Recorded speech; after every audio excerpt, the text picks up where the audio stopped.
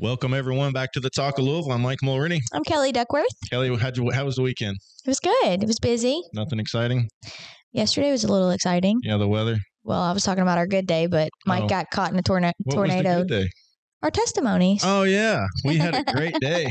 We had some people come in testimonials about how Shirley's Way has touched their lives, and we all sat here and cried for about 5 hours. 5 hours of crying. I went home, my eyes are swollen. I know, I had a headache. I'm a big baby. I'm a 260-pound baby, but don't mess with me. I don't put up with stuff. Can't believe you just told your weight.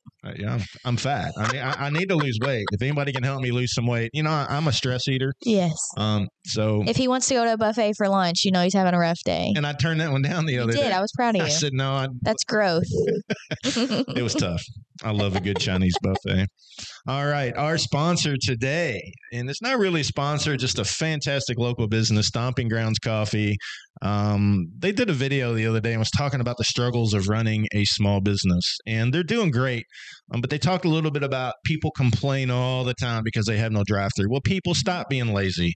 All right, we all need to work. We all need to walk around a little bit, get some exercise. So get out of the car, walk in, get you some coffee from Stomping Grounds, and let's put an end to the drive-through coffees. How about that? So support Stomping Grounds, get you some exercise, walk in the store, get you a cup of coffee, and support this amazing local business. Because I don't know if your kids played Little League, if you have them in a school, but these small businesses support these functions. They don't have to run it up the chain to corporate America. They make the decision right there. So support Stomping Grounds Coffee, please. They do an amazing job.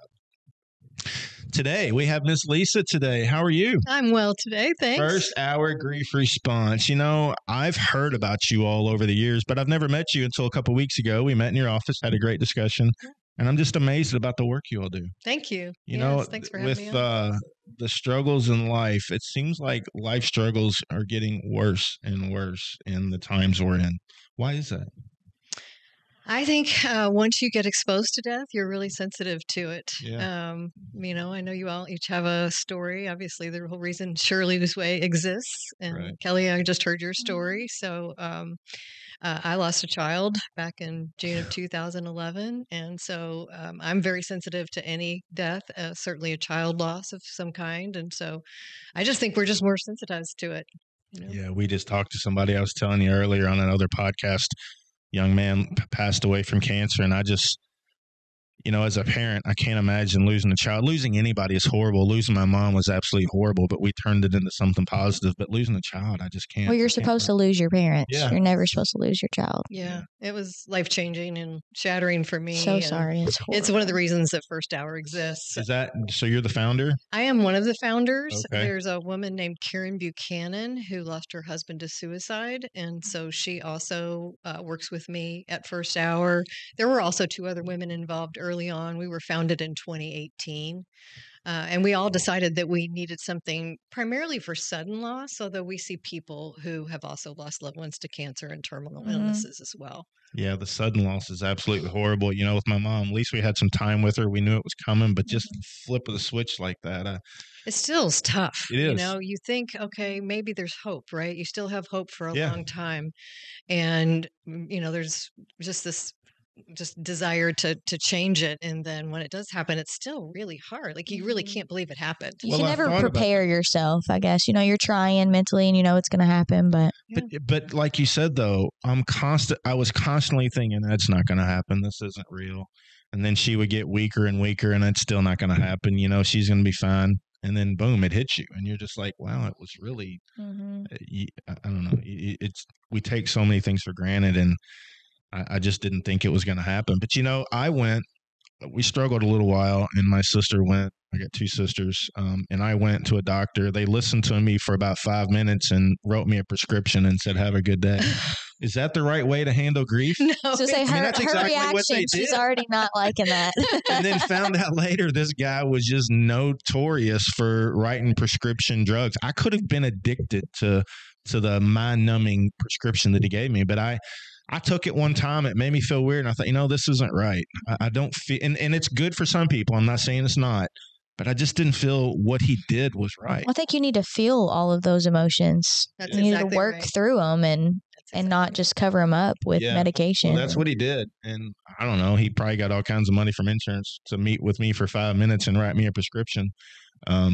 But it's not the right way to handle things. So what do you all do? Do you have meetings every month, every week? How does First Hour Grief Response work with somebody in that type of crisis? So we have a lot of offerings. The biggest thing that we do is we offer one-to-one grief mentoring. And so we have peer mentors. These are people that have a lost story and they want to help other people who are on the road. It's good to be around people that have had your struggles. It's an instant connection. So when you call in or reach out through our Contact Us page, we will pair you up with somebody who has a similar story in almost every case. And the minute you meet them, like, oh, you've lost a child, I've lost a child, you can't believe the connection that is made. One woman described it was recently as talking to her best friend. I just felt like I was sitting with my best friend. Yeah. And of course, she was terrified to come in. But you're right. Therapists sometimes, unfortunately, may not understand grief like we understand grief. And so the peer to peer model is beautiful because these are people with actual lost stories who have decided that they want to help other people. And they're paid, they're independent contractors. But none of these are doctors. They're not doctors. So we don't have any licensed therapists on staff. Okay. We do have licensed therapists that we can refer people out to when we feel like it's above our pay grade. And so in the case of somebody who maybe has found their loved one, I do have a person right now I'm working with who found their loved one. Like they are deceased, like walked in and found that them would deceased. be 10 times as horrible, I think. So they have this image playing over in their mind, right? And so this is causing anxiety and PTSD like symptoms. And so there's a type of therapy out there that is very helpful called EMDR. I call it emergency doctor. It helps me remember the initials, but it's actually eye movement desensitization and reprocessing. And it is amazing. It will take whatever's playing over and over in your mind, and they do it through the use of what I call buzzies. They put them in your hands and they create rapid eye movement.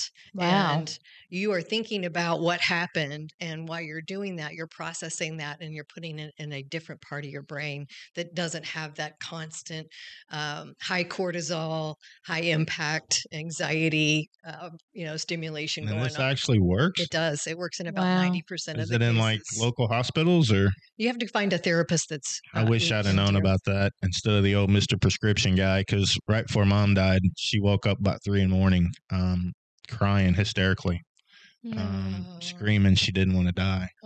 And I had that embedded in my head for the longest time, and it was really tough to stop thinking about it.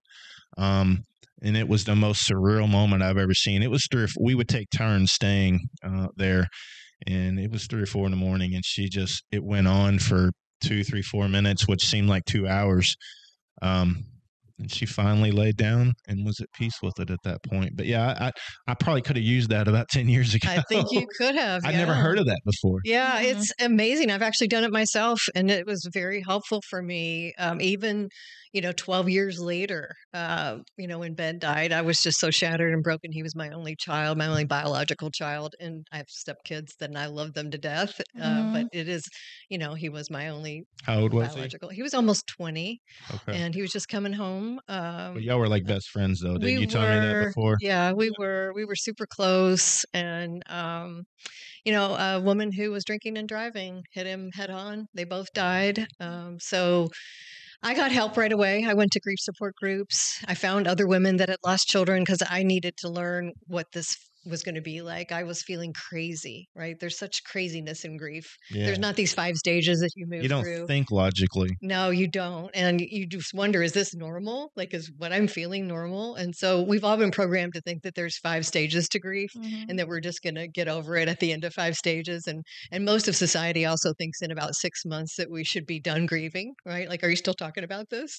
And you get the eye roll. And doesn't work that way. It's interesting you brought that up because we just put a picture on and you watched me tape it today. Melina, she just died from colon cancer, but her daughter posted yesterday. It's only been 2 months, and I still feel like I can call you. I want to talk to you, but it doesn't go away. It takes. I think is the right term. You just kind of adjust and I don't know. Surrender. Surrender, I guess. Is that the right word? I think surrenders, because I'm not sure you actually accept it, but I think you surrender to it. You just learn to cope with it, Yeah, maybe? you learn to live with it. You don't really have a choice. How long did it take you? Do you remember? It took me about 3 years before I really said, okay, this really happened and I've got to figure out how to live my life without him in it.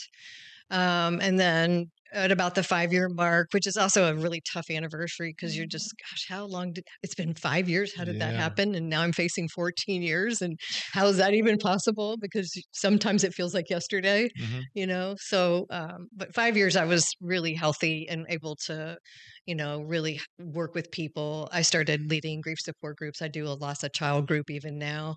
And then I also meet still one-on-one with some people just because I like to stay sharp and stay in it. I am the executive director, so I'm the leader, but I also like to do some of the work just to stay sharp with it. Well, you have to. I mean, you gotta stay in the trenches Yes. and make sure, things could change, and you might change your programs a little bit if you're still out watching and participating. You might change things because things do change. We have added a lot of programming. So I talked about the one-to-one mentoring, but we also have free grief support groups for people. And so we do those at our office in Linden. And also we have one at the Southwest campus at Southeast Christian Church. They're off of Dixie and St. Andrews Church Road. So they have that community link building, used to be the old Cal school. So we meet in there also with people for the one-to-one, and we have youth workshops there. So children are a whole nother opportunity for us in terms of, grieving kids.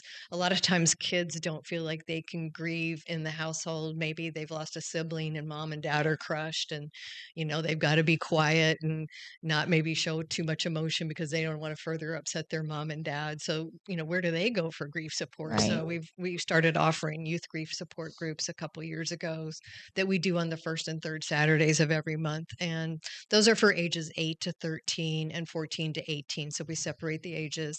And we use art therapy as a tool to work with them. So it doesn't feel like therapy, right? It's not real in their face, So they're processing by doing an art project and then talking about the art project. So it's a little different than just having a one-on-one with somebody where you're, staring into each other's eyes. Right. So what's your website? Do you have a website with all that information on? We do. It's firsthourgrief.org. Okay. Yeah, firsthourgrief.org. So when I was in college, I did my internship with Hospice, and I remember, it was pretty eye-opening experience. But their grief section, they do the first 12 months to get you through all of the first holiday without them, the first birthday, and then obviously the anniversary of the death. But how long do you see people? I mean, do you all have a timeline on there? We don't have a timeline because everybody's journey is so unique. So some people will come for 3 years sometimes. And because you know what? The truth is the second year is worse than the first year. Yep.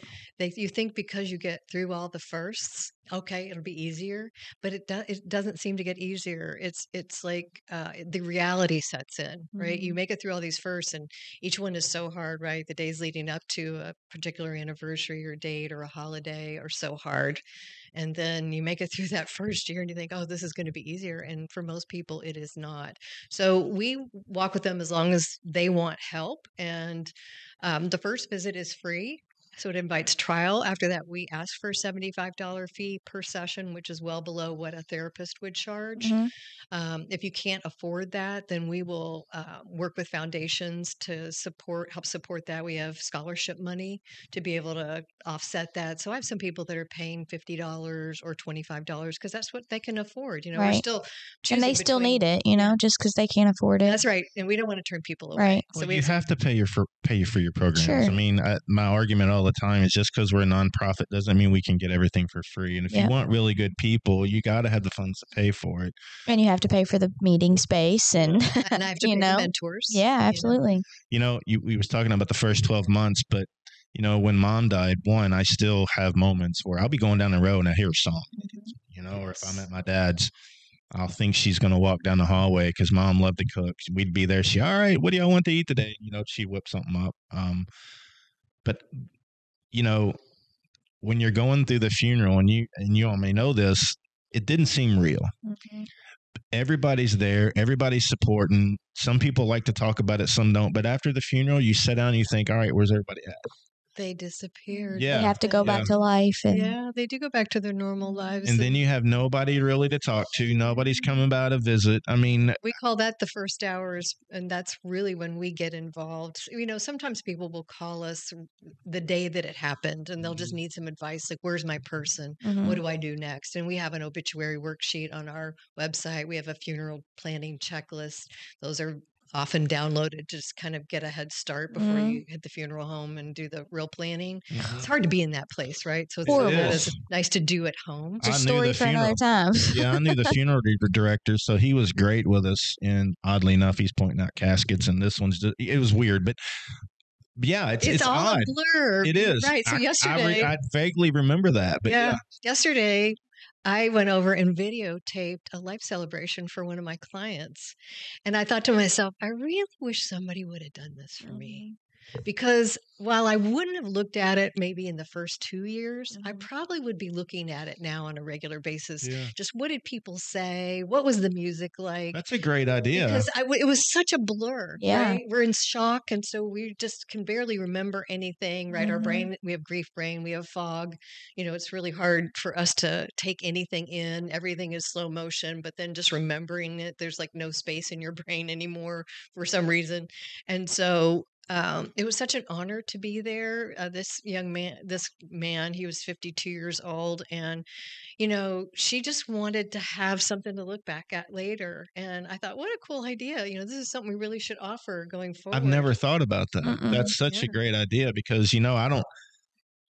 When Mom died, I spoke at the funeral for a few minutes, but I looked up and there were so many people there. I don't know. They kept bringing in chairs and they expanded the doors, and I didn't know she knew that many people. Wow, I don't know how you did that. It was tough. It really was. I couldn't imagine doing it that. was. I wanted to, Yeah, but again, I was up there, eyes all watery. a lot of But courage. yeah, I just really, it was, I just really wanted to tell people her life and her legacy. She wanted to be a mom. She wanted to be a grandma. She didn't get an opportunity to be a grandma. And, it's tough. So I can't imagine the people that you deal with on a regular basis that come in that have those issues. So We see everything from suicide loss to overdoses, sudden heart attacks, car crashes, just one-off things like brain aneurysms, just things that throw you into it. Again, we do see some people that do have some long-term illness type losses too, but it's a lot. We do an infant care and miscarriage group too, and so we cater to that group of people because that group of people is often ignored. Oh, you're young, you'll have another baby. They say things people say just the unkindest things sometimes, right? That are not. It's not helpful. They mean well, Right, they but mean it's well. really not. was helpful. it you and I, when we first met, we started talking about things people say and they shouldn't? I'm trying to Yeah, remember there's what a it whole was. list of them on. Yeah. There's a website called whatsyourgrief.com, and it's filled with a lot of great grief information, but they have a list of 64 things you should never say to a grieving person. And it's everything from God has a plan or God must They're in have a better needed them. place. They're in a better That's always place. a bad one. I'm like, Yeah, at least you have other children. oh gosh. Yeah, that's just Oh, right. That's like they're disposable. that's horrible. There's 64 things that people have actually written in that people have said to them. And so, people often ask me, well, what should I say? Well, I would say, I don't know what to say. Yeah, I have no words. I have no words. That's right. I really can't relate to this. No. And I'm going to sit here with you in the awkwardness of it. Yep. And I'm going to hold your hand. I'm going to let you cry and I'm going to cry with you. And I'm Yep. going to pray with you or whatever you need right now. But I'm just going to know that I don't need to try to fix this, right? Because I can't. There's no fixing it. Yeah. Yeah. Yeah, one of the big ones in cancer is, well, at least you got the good kind of cancer, and then keep fighting, keep fighting. Well, sometimes people are done fighting. And when they hear that, they feel like they have to keep taking these ungodly treatments, knowing they're not doing any good. But yeah, we it hear just that a lot. ravages your body. And Yeah. at some point, I think you probably do have to make a decision. You do. It's a my- personal decision. Yeah. My mother-in-law had died of cancer and I watched her go through that. And at some point she surrendered. And I remember that very clearly. She looked like she was doing well and then she wasn't. And she was in a lot of pain. And at some point she said, I don't want to do this anymore. Yeah, and that's it's horrible from the loved one's perspective, but they have no idea what's going on through that person's mind that's laying in bed. knowing they're not getting out of it. And why even stick around? I think mentally you finally get to that point, like, what's the purpose? And it's a personal decision, obviously, and it's not fair for somebody to keep telling somebody, keep fighting, keep fighting. It's just, but we hear that all the time. Well, we hear that even after the fact. You have to be strong. Yeah. It's like, no, I don't. I don't want to be. I'm not. My mother told me that. I'm like, no, I don't. I don't have to be strong. I'm a hot mess. Yeah. So, in your mind, it seems like I see more people posting about so-and-so committed suicide. Somebody did this. Is there a uptick in pressures in the world that maybe you all put your thumb on, that the reason why we're seeing, or is it just we're just seeing it more and it hasn't really grown? Well, I think for young people, okay, first of all, we have social media. Yeah. There's a lot of bullying that goes on. Young people, maybe not as resilient as they could be. Maybe we've helicoptered and protected them a little much. Yeah, that could definitely. be They've never really dealt with hard times. Yeah. I just grew up, I feel like, very unprotected, and life was hard. And so you learn to deal with it. I learned to deal with it. Yeah. And it's not anything against the parents at all. I don't mean anything by that. It's just that I just see a lack of resiliency. Sometimes it's a very spur of the moment decision. And maybe because of social media, they've seen something. And so they think, well, that's the way to deal with it. And that's not really is the way to deal with it. We can get you help. But instead, that's how they choose to deal with it, right? I got dumped by my girlfriend or my boyfriend. And you can't get away with it. I can't get away from it because it's on social media all the time. Pictures and people post. Yeah. And it's hard stuff, right? When you're a teenager and you've gotten dumped by somebody and they're already with somebody else, and you're being tormented by that, and you're seeing that, you feel that pain. You don't know what to do with that, right? And I don't want to go face all those people at school. They're going to be talking behind my back and making fun of me. I mean, I get it. I understand why they want out, and they don't see a way out. There's, they're embarrassed, they're scared, just all those feelings. So, when we grew up, I tell Kelly all the time, there was a time before the internet, before cell phones. Yes. But, if you had a problem at school, the bully would pick on you in school. And if you're brave enough, you'd punch the bully in the mouth and eventually it would stop. But if it didn't stop, when you left school, you got away from it for a few hours. Yes. Now you don't get away from it. You leave school, they'll start sending you messages. Yes. They'll start posting on social media, and it's just horrible. Yeah. So I totally get what you're talking about. I also think that there is real depression issues that we don't have the tools to deal with. And we think that a medication is going to fix that. And we want it to fix it very quickly. And some of these medications work and they're very helpful, but they take 6 weeks to really get into your system. And sometimes the depression level is so deep and dark that they don't feel like they've got that time to wait, right? I just want to get this fixed right now. We want everything fixed right now, don't we? And so I think that's another issue that we're facing. There's a lot of older people that take their own lives, and I don't know the real reasoning behind that, except that maybe life is just horrible right now. I'm older. I've got all these aches and pains. I'm on all this medication. Maybe these medications don't work well together, and my doctors don't really realize that I've got a medical problem that needs to be fixed that's starting to cause me some depression type issues. Maybe I've made some bad financial decisions in my life and I'm scared and I don't see a way out. And so that's a way out, right? Definitely in today's world. Yeah. And maybe a diagnosis is another reason for some of this. So, we deal with a lot of children, unfortunately, that have taken their lives. Like how old? As young as 14. So my daughter, I was telling this yesterday, she was in film school at WKU, and they put a little short film together. And I don't think there was even words. It was just music.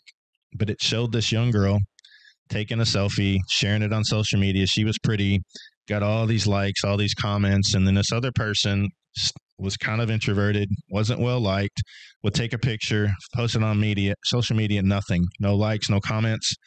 So eventually, the purpose of the video is it drove this girl that got no likes and comments in such a depression because she saw the good-looking cheerleader get all the comments and she got nothing.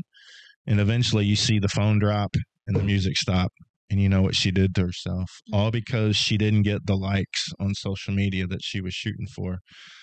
So the pressures of the internet these days is absolutely I'm horrible. so grateful that I did not have that in my life. Yeah, me too. We had bicycles and played ball outside. That's right. But it's such a different pressure in today's world. It is. And I feel for anybody that is dealing with that kind of pressure. I cannot imagine it. I know there's some studies out there that say you should not give a young person a cell phone before the age of 16. And I know there's a lot of pressure on parents to do that. But there are ways to stay in contact with your child through a burner phone or some other type of, an Apple Watch where, they're not necessarily getting their mind addicted to those kind of likes, and they have to have that kind of appreciation all the time. I never thought about that though until my daughter did that video, and obviously, and she was probably 16 when she did that video. So she was of the age. Of the age. And it almost made me worry that, what's going on here, but she's very strong, WKU, she does great. But when she created that video, it was so touching when I saw it. I was like, wow, this is genius. But I really hadn't thought much about the selfie culture, and that's what people were striving for, is likes, comments, views, stuff like that. Yeah, it seems so shallow Mm-hmm. to me, but in the world of the Kardashians, everybody wants to look and act like them, which is some of the worst role models in the world. Sorry, if you like them, good for you. There is a lot of pressure. Horrible role models. Yeah. Because they're all fake. They've got doctors in their back pockets, and they can have any procedure they want done. It's not possible to look that way unless you got millions of dollars like they do. But I think a newscaster called it the Kardashian effect, because these young girls want all these likes and comments, and if they don't get them, it throws them into a state of depression. And then when they get to that point, it's very difficult to get them out. Well, and it's influenced things like eating disorders too, right? Yeah. How skinny I am, my body type, where we just didn't have those worries. No, because there was no selfies. We didn't have cell phones to take pictures of back then. Yeah. We had the Instamatic cameras. You seen those? No. Take a picture and it spits the paper out. It's like the Polaroids that are out now. Like a Polaroid. I think those were coming back for a while. Yeah. So another thing I learned about suicide from a friend of mine that had lost her son to suicide, that it can be almost contagious within the family. So if you lose a child to suicide, you need to be concerned about the other family members. Really? Yes. Wow. So in some cases, suicide is like a copycat event. It can be. So you just that was something that I didn't know about suicide until about a year ago, that it could be considered something that could be, like I said, contagious is a strange word, but something that other children might think of doing if they're close to the person or they're part of the family. So you have to be aware of that. I just can't imagine. I went through the loss of my mom and stuff, but I can't imagine being that like deep in a place that your only way out is suicide. And it's so hard on the people that are left behind, but we know that person wasn't thinking that way, right? Sure. They were trying to get out of the pain that they were in. They were just so deeply sad that they just saw no way out. But for us, there's a lot of why did this happen? If I only had seen the signs, because there are some signs, from phone calls to, giving away things to, making the rounds to make sure they say so long to everybody. Even they can talk about how their eyes change when they're, feeling suicidal. There's also this indicator that suddenly they're happy, and you think, okay, well, wow, they're having a good day, but really, is that a good day, or is that a sign that maybe they've made a decision, right, that they're going to leave? And so it's just hard to know. And so there's a lot of, why did this happen? If only I had seen the signs, right, for the people that are left behind. And, it's such swinging behavior. A friend of mine, her husband killed himself last year, and he was always outgoing, and I think she even said, look, he's not like that all the time. You don't really know how people truly are. I'm basic. People don't believe me, but I'm an introverted person. I have forced myself out of my comfort zone to do this kind of stuff. But, you see people out here like this, but you don't really know how they are at home. Nobody knows. I might curl up at home and refuse to talk to anybody because of all the pressures we're dealing with. But my point is, you just don't know how people truly are just because you see them on face value. Mm-hmm. Yes. And they could be a completely massive depressant and struggling with life, but you don't see that because they're good at putting on the facade. Yes. Well, and medication can also play a role in their decision, right? Oh, yeah. So if somebody is bipolar, for example, and they are taking their medication routinely, but suddenly they're on a high and they feel good and they stop taking it, sometimes that can make them dip down so much. Well, even the medication itself. Yeah. Remember the Standard Revere shooting years ago? Yes. Wes Becker took the medication, and they determined that the medication he took, if you read the small print, it basically says you could, I don't remember what the wording was, but you could turn into manic and Have do suicidal crazy thoughts stuff, or- you know? I mean, Listen to what they say on the commercials, the my pharmacy gosh. commercials, when they're talking about medication. Mhm. yeah. There's could be lead to suicidal thoughts. Right. But, you know, that's why we got to stop advertising pharmaceutical medicines, because they'll make it sound great, but then they'll spit out 2 minutes of blah, blah, blah, blah, blah, blah, blah, blah. Basically, you could force yourself, you could be driven to suicide one day if you take this medicine, but nobody reads that. Or if it interacts with something else. And Yeah. that's the problem also with our medical system is it doesn't talk to each other. So one doctor might prescribe something and maybe you forgot to tell them that you're taking this, Yeah. and then suddenly, boom, you've got a problem, right? Yeah. Yeah. Well, Ryan just told me, and I didn't know this. He said it's completely illegal to advertise pharmaceutical medicine in every other country around the world but the U.S. Imagine that. And there's a reason for it. So it's unreal. Now, I will say people who have suffered loss also sometimes sound suicidal. They'll say things like, I don't want to be here anymore. I want to be with my loved one. They're so sad and depressed. But we've been trained in QPR, question, persuade, refer. And so we can look at somebody and say, okay, do you have a plan? Are you going to actually hurt yourself? Do you ask people that? Yes. Okay. Yes. When we feel like that they are in that space, and we've been trained to know the difference. So I could say to you, I'm so sad. And when Ben died, I was very sad. And yes, did I think, oh, I just want to be with him, but I would have not done anything. Right. But there are people that I have had to say, do you have a plan? And I had one woman that I did take over to one of the area Oh. hospitals because she was talking about exactly how she was going to take her life. And it actually matched the way that her son had taken his life. So, we have to also be trained in that to know the difference. But I also have a client who said these things to her doctor, and her doctor put on her chart, she's suicidal. And she wasn't suicidal. She was explaining the depth of her despair and how sad she was, right? So in our line of work, we understand when somebody's so sad and they just want to be with their person and I don't want to be here anymore and I don't want to face this pain, because it is horrible to lose somebody that you love and care about. It's very, very hard to walk through that and move through the grief. You have to go through the grief. You can't numb out on a pill. You can't, numb out on alcohol or any And other. people think that's the solution. Well, they're wrong. I know, but I'm just saying that's what they go to because it numbs their mind a little bit and they feel like they're getting away from it, but they're not. No, I've had people come 6 years later, and this was just because she was raising 3 other children, and she didn't have time to really care for herself. And then the grief surfaced, and she said, "I need help.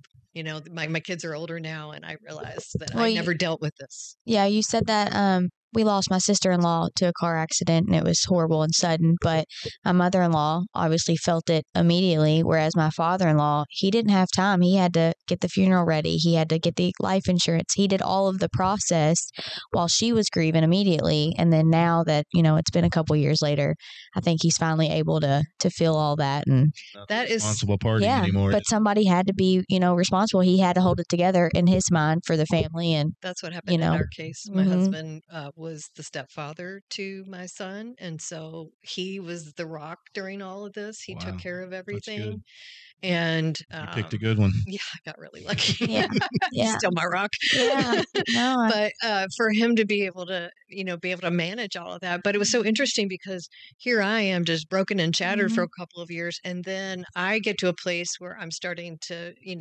surrender. Mhm. And then suddenly I look at him and he's now the emotional one. Yeah. He's now crying. You And take he's, turns. yeah. And I thought, oh my gosh, what's going on? He's like, I don't think I've grieved properly Yeah. yet. I just like your story. Yep. So men try to fix things anyway. That's a Mhm. natural reaction for us as men. I had a therapist tell me men are like waffles and women are like spaghetti. And men put things in compartments and they do that very, very well. And so they can compartmentalize. And a lot of times we serve a majority of women at First Hour. I'd love Sure. for more men to That's come. because we're hard headed and we think we don't need the help. I'll admit that for Yeah. sure. Yeah. Well, teenagers are kind of the same. Yeah. You know, when I get really down sometimes, I think that, and I've never been to that point, but if I get really down, I think, you know, my wife and my 3 kids, and I start thinking about them. And I thought, you know, if I'm not here, you know, what's going to happen? So it really helps when you start thinking about that type of stuff. Gratefulness, So, yes. yeah. So what's a couple tips that if somebody really gets in such dire grief, do you have a couple tips, like top 5 things you might tell somebody to really kind of get them out of that mindset? I would practice gratefulness, first of all, waking up in the morning and writing. Knowing you matter. Yeah. Remember, you know, 1 or 2 things. And if it shouldn't be the same thing every day, but for 30 days to develop a habit of gratefulness, remember 1 thing every day that you're grateful for. And it could be that shower that you took this morning.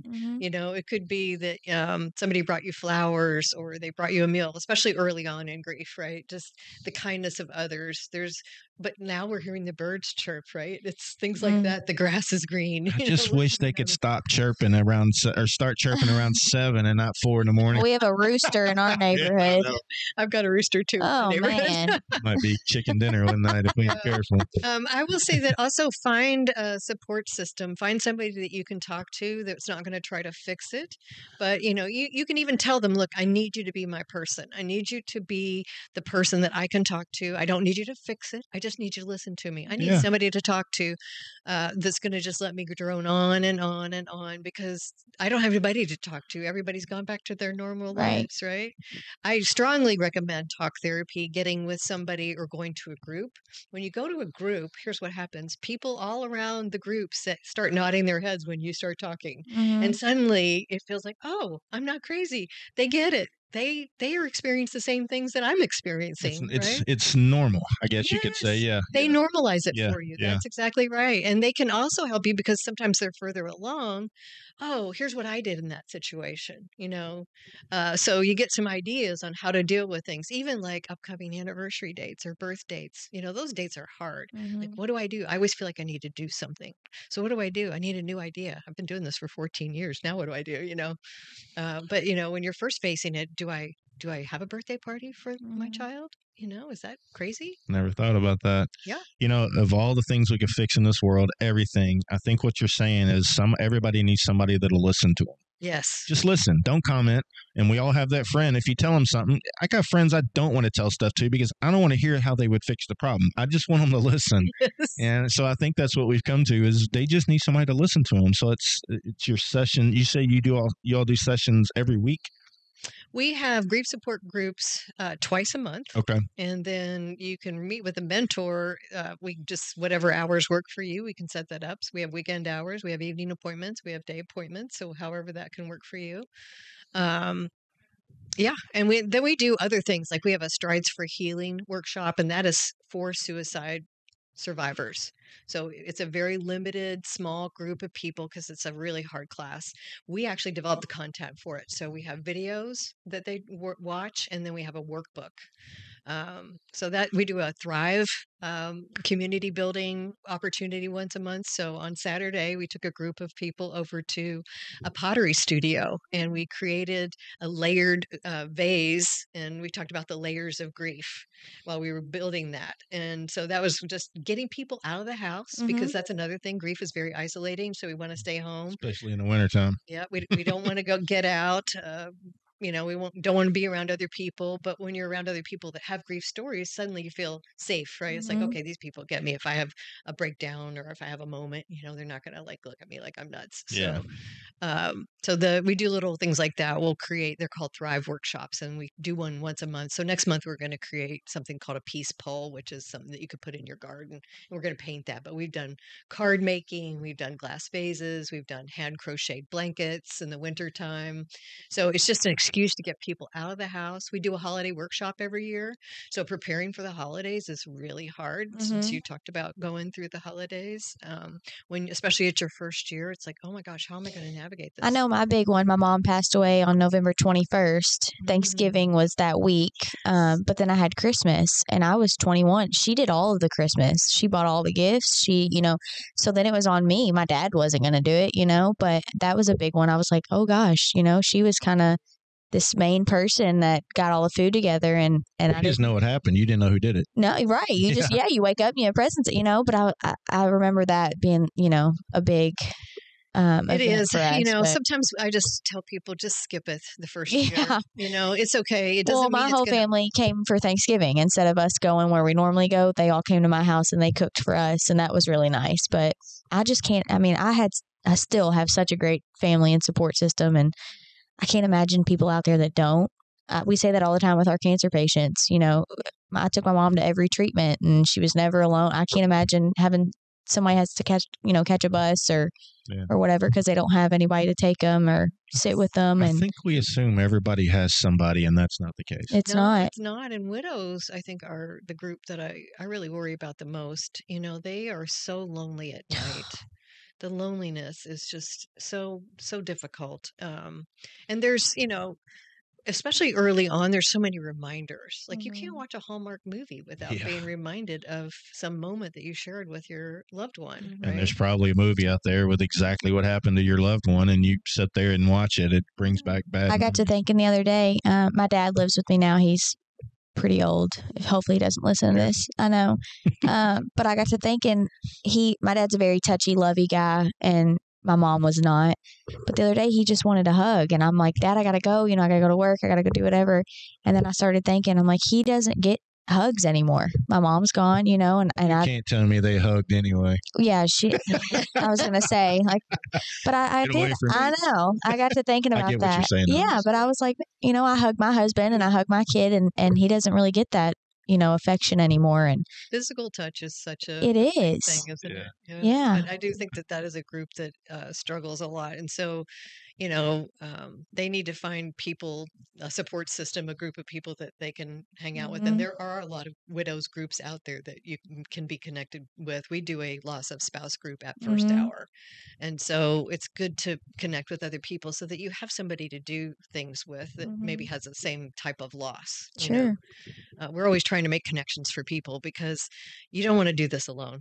It is so difficult to navigate alone. And sometimes even in the same house, it's hard to help each other. Like it was hard for my husband to help me. And I know that he was grieving. It was hard. And I see that a lot with couples, how do we do this together? There's even this kind of scorekeeping that sometimes goes on where, well, he's not crying very much.